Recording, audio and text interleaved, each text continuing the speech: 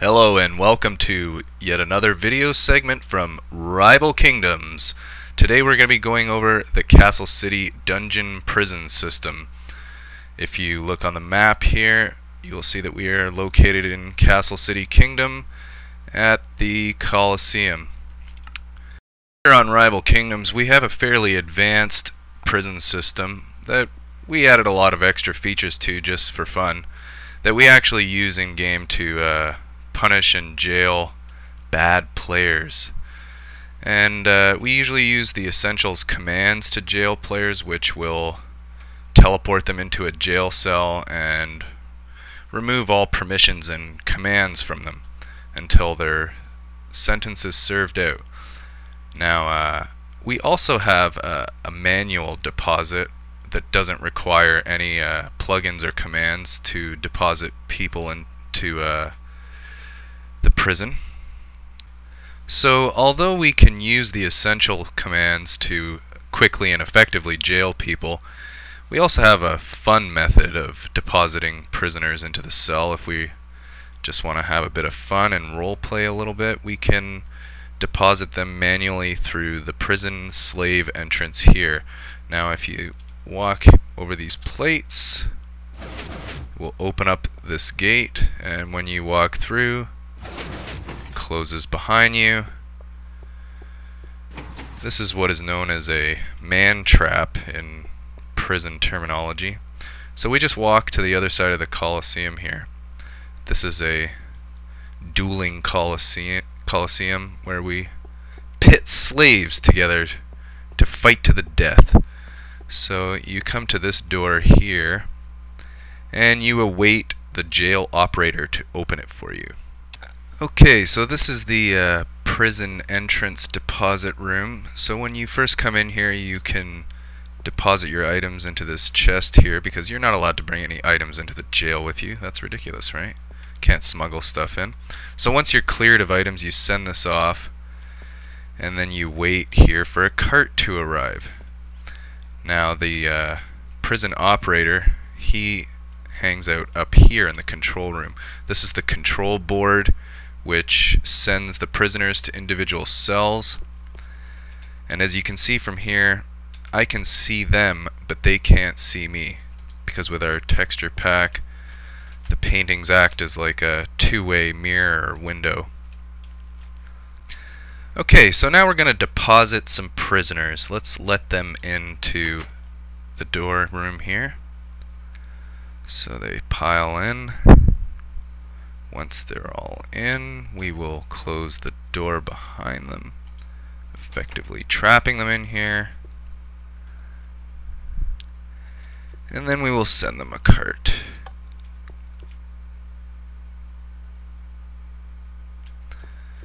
So having all of these off, we'll send them to cell 5. So that's the first one I'll send them to.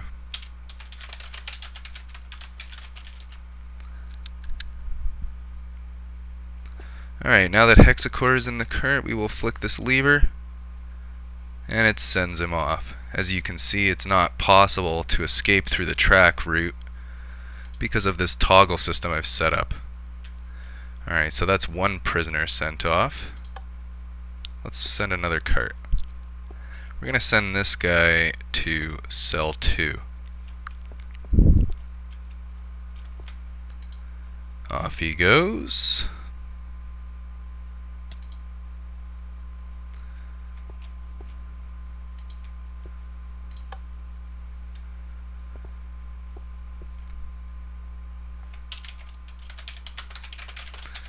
And our final prisoner seems to be a little bit slow, maybe. Ah, there he goes. Okay. So we're going to put him in cell 3. So we should now have prisoners in cells 5, 3, and what did I put, cell 4? Oh, I can't even remember. Let's go see. So from here we can deposit 5 separate cellmates into 5 separate cells. Oh, there's somebody already here. That guy must have combat logged. So as you can see, I can see into each of the prison cells from here with our texture pack, but they cannot see me.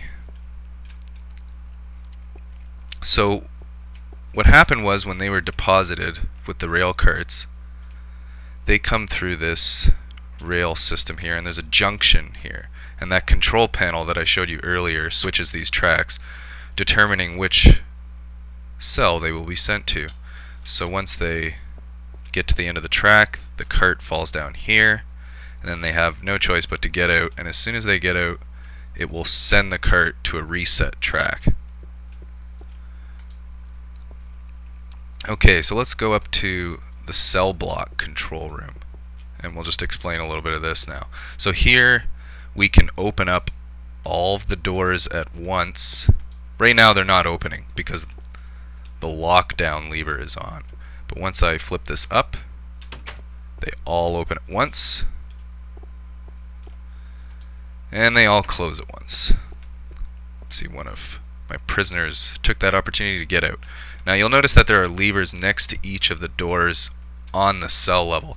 It is possible to open the doors using those levers, but only when the lockdown lever is off. Now a nice little feature we got here is I like to feed my prisoners. So with one press of a button here, it will supply bread to each cell, and you can see the bread lands on the table plate there for each cell.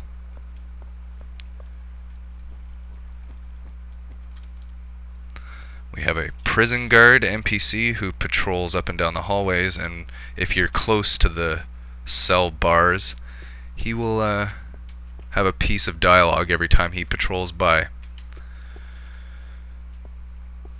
Okay, so, and also we can turn off our cell block lights in all the cells, and then flick off the cell lights, making it very gloomy. Oh, someone just attacked my guard. Maybe he's gonna kick his ass, who knows. He's got a diamond sword, maybe. Oh, there he goes.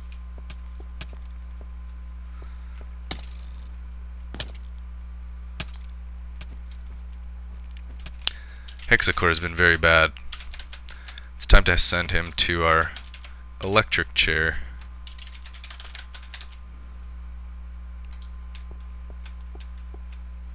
So this is in a execution area within the same prison. We hit the lever here.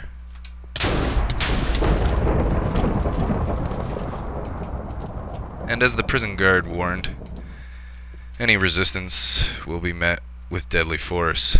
Another thing I'd like to point out here is you'll notice that in this control room I allow for a mine cart to be bought and sold for very cheap, and the reason for that is I like to have little assistants or prison guards assist me with operating the jail sometimes, and what they do is they will buy the cart and I will let them through here, and they go through here, and this is how they can get to the cell block level and, you know, go harass the prisoners or maybe let one out or something with the levers, and all of that can be supervised from the warden's view up here.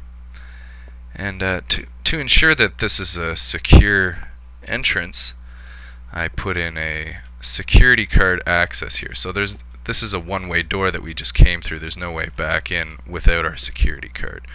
Our security card is in fact a mine cart, so we push it into this slot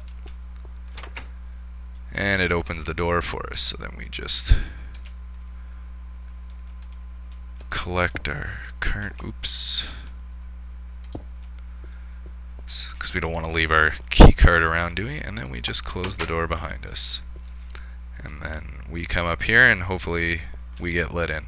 Now if someone did get the key card somehow and killed my prison guard and came up here and tried to pose as them like some kind of Hannibal thing or something, I have this safety which will put them into this cell. So we have a lot of redundant safeties going on here that make our prison system a little bit extra special, I think. We even have some NPC prisoners. Big Al, Now, although I just showed you that I could open and close all the doors at once, you're not really restricted to doing it like that. You can open or close any combination of doors, and by using the override lever, it'll open and close just those doors. So one last thing I'd like to show you here in the prison system is a final fail-safe. If in the event of a prison breakout or riot, or if someone attacks my guard, there's this button here to call in the K9 unit. Now normally it would call in angry wolves, but for some reason it seems to be bugged, so we switched it to spiders for now.